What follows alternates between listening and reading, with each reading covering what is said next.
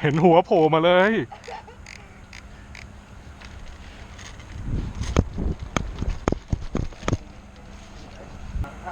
แต่ว่ากลางก็ลองเขารอโผล่แล้วการมันก็ไม่ยอมโผล่แล้วทีจอดที่ร่วงไงอะไรไม่รู้อยู่ที่พื้นอย่างนั้น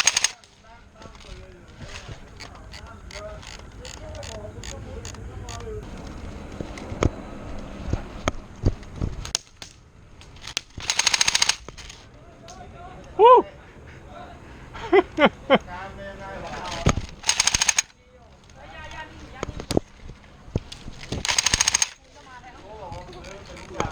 โอ้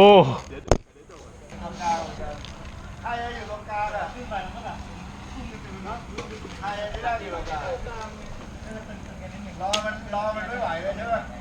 รอหลังมันโผล่อ่ะ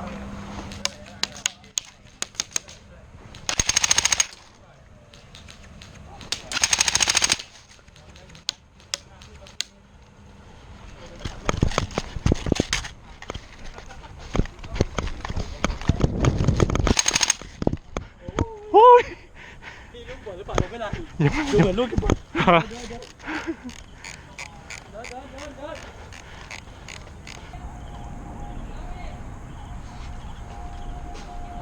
อ้าวหมดแล้วเหรอ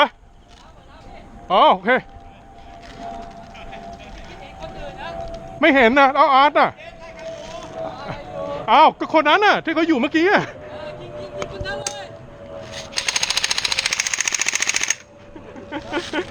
โอ้โหพี่คิดมาเร็วผมไม่มองไม่ทันผมนึกว่าพี่ยังอยู่มุมนี้ มาเรื่อยๆครับมาเรื่อยๆ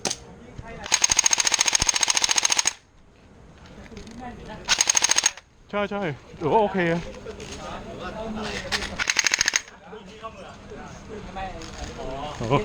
กำลังสวนกับแกอยู่ว่าโดนเข้ามือเตือนอาจารย์ต้นมาเดียจ้ะทีนี้ก็เข้ามือผมไม่ได้แต่มันยิงไปเลยมันยิงไปไหน